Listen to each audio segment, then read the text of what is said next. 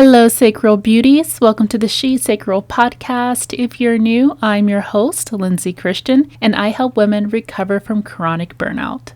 Today, we're going to talk about the comparison wound. This is a big one for many people, and what's really intriguing is how it actually can end up with the evil eye. So we're going to talk about so much today. So, of course, as we know, comparison is a thief of joy, right? Comparison is one of the fastest ways that abundance gets blocked. So you're scrolling, you're watching, you're measuring yourself, and suddenly what once felt like enough now feels like nothing. So many of us first learned how to compare ourselves in school or family settings where worth was tied to our visible achievements. Getting straight A's, getting those gold star stickers, perfect attendance and perfect behavior, or being the pretty one became currency before you were able to earn money. So anything less than that felt like failure. There could have also been sibling or peer rivalry. Maybe you were once measured against your own sibling. Why can't you be more like her or more like him? Or perhaps you were the one that was praised while the other child in the family was diminished, which also wires in guilt and pressure to always perform. And we talked about this in our visibility wound. So they all kind of weave into each other. So long before social media, magazines, TV, constantly showed us definitions of success and beauty. And so now social media is magnifying that. They don't need magazines and TV as much. It's probably 10 times worse because it's curated. So you end up not even comparing yourself to real life, but comparing yourself to an illusion, something that doesn't even exist, which makes it even harder to compete with. You could have also grown up with a belief that resources are limited, like love, attention, opportunities, money, and then someone else's gain automatically felt like your loss. So seeing others succeed may have left you feeling like you were falling behind. For some, comparison is not just personal, it's actually generational. There are so many families that have struggled with comparison and measuring themselves against neighbors or other relatives. So this subtle conditioning can trickle down. So let's talk about how this pattern can show up when we have the comparison wound. You can do endless measuring. So you're always looking outside of yourself, scanning other people's Instagram feeds, how much money they're making, their body, their relationship, their home, and it starts to become an unconscious ritual that you start to do, measuring yourself against others before you've even had your morning coffee. It also shows up as envy and resentment. So a friend's win doesn't just inspire you, it stings you, and resentment starts to bubble up from underneath the surface. Why them and not me? It also creates paralysis. You can get lost in hours of scrolling, comparing, and daydreaming about what other people have while your own creations of what you're capable of stay untouched. And then we end up self-sabotaging. So maybe you finally have a great idea, but before you can act on it, you find someone else already doing it. Instead of innovating it or maybe giving your own unique perspective and flavor, you quit. You're like, oh, it's already taken. Somebody's already doing it. Why even bother? But your perspective is what makes it unique. So you're always chasing and never arriving. Even when you do achieve something, it doesn't really register as enough because someone else in your mind may already be ahead. And this is how many women burn out, not from lack of talent, but from trying to win a race that was never really meant to exist. So let's talk a little bit more about your nervous system when we're stuck in this comparison wound. The comparison activates the threat response, where your body is interpreting someone else's success as danger. So you end up freezing. You procrastinate, you avoid action, and you start shrinking back. Then your energy gets drained, your body feels heavy, and your mind starts to repeat, what is even the point? So instead of really moving forward towards your success and your abundance, your nervous system will lock you up in not taking action. But I want to make a little connection between someone that is stuck with the comparison wound to someone that would have a wealthy nervous system. How would they experience these things differently? In a wealthy nervous system, you start to anchor into your own rhythm. So other people's wins start to become proof of possibility, not proof of your lack. You also have that feeling of envy and resentment, whereas someone who has a wealthy nervous system is focused more on inspiration and expansion. And so success in others will activate momentum instead of falling apart.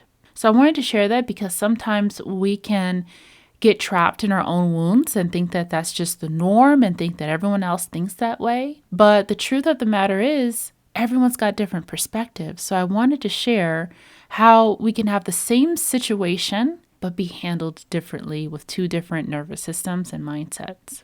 Now I want to talk about something that's really interesting, which is how the comparison wound can feed into what we call the evil eye. So comparison doesn't just live inside of you. We think that it's all contained, but it radiates outward. So when comparison deepens into negative emotions like envy and resentment, it can feed what many people call the evil eye. So the eye is not just your physical eye or some like magical eye. It's representative of both your perspective of how you're seeing things and your projection, what you project out onto others. So when you're constantly viewing life through lack and resentment, your gaze starts to become heavy. That energy starts to project outwardly, and people can feel it even without words. So this energy doesn't just harm others, it harms you. When we're living through this lens, this keeps you stuck in bitterness, unable to really expand into your own path. This is why those that do have the visibility wounds will often struggle more. So when we carry resentment or comparison energy, someone else's light feels like a threat. So this is not about shaming. This is just about awareness. So when you see how destructive comparison and envy energy can really be, both inward and outward, that's how you're able to reclaim your power and then shift that energy. So instead of feeding the evil eye with resentment, feed your inner eye with gratitude and inspiration and focusing on expansion. The moment you bless what you see, your lens shifts, and so does that energy that you're radiating. The comparison happens because there's a missing link.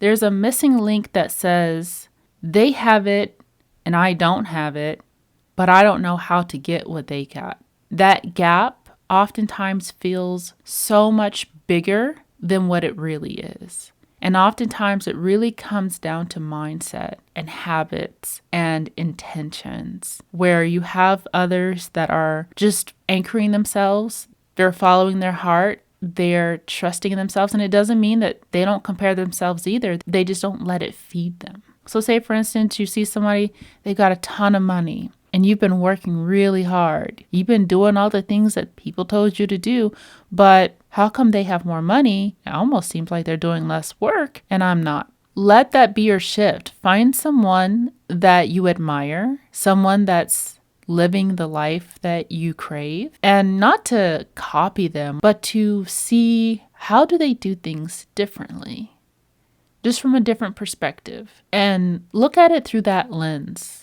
of learning versus comparing. Comparison is exhausting. And you're not just burning out from work, you are burning out from that constant mental pressure of not feeling enough. So the more energy that you spend on scanning others and seeing what other people have, the less you have energy for your own creation, for what's going to bring you that beautiful abundance, that's going to bring you the body that you're wanting to create, the relationship that you're wanting to build.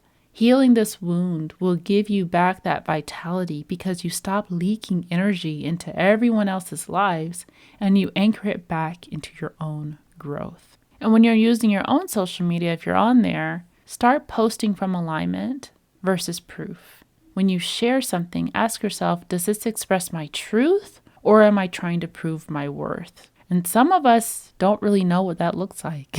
But if you can ask yourself that, you'll find an answer. Also, curate your social media intentionally. Follow people who expand you, people who inspire you, not drain you, and mute other accounts that trigger that collapse. Set time limits. So you want to have boundaries with scrolling and protect your energy from being overwhelmed. So while social media can absolutely inflame the comparison wound, it can also in some way support it and heal it. It just depends on how you use it. And what I think makes the biggest impact is not even strangers, but I think it's friends. And we hear about this all the time where it's like, strangers are supporting me, but my friends can't even like a post. Like, what is that about? And so it's kind of like, number one, we want to start reframing our mindset into understanding that while it would make sense emotionally for friends and family to support you,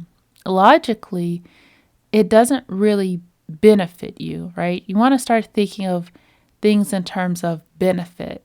Who is their audience? Is their audience my audience? Sometimes we're so focused on reach and visibility, but it's like, would it really support me if they shared? Are they even my customer? Sometimes they are.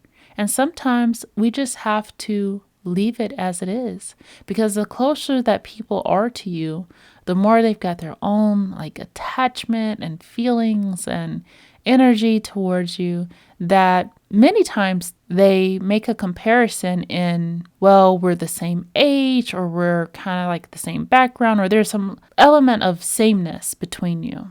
But then you start succeeding or shining, that makes them feel really uncomfortable, because it's going to reflect back to them that they are not living the life that they want. And I think the part that's challenging is that doesn't just stay like that. People act out in those forms of envy and resentment, and it can be very painful. They can say little remarks to slow you down. Sometimes it's unintentional, but they can keep you stuck. So this whole energy of comparison and even just feeding into others comparing themselves towards you can block you. So I wanted to make that clear. And I know this ties into the visibility wound, but all of that can absolutely start tying up and blocking your abundance.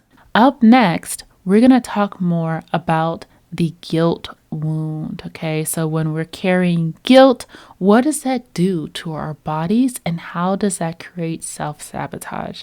So definitely be sure to tune into that episode if that resonates with you. All right, well, I want you to thank yourself so much for showing up today, and thank you for tuning in to the She Sacral podcast.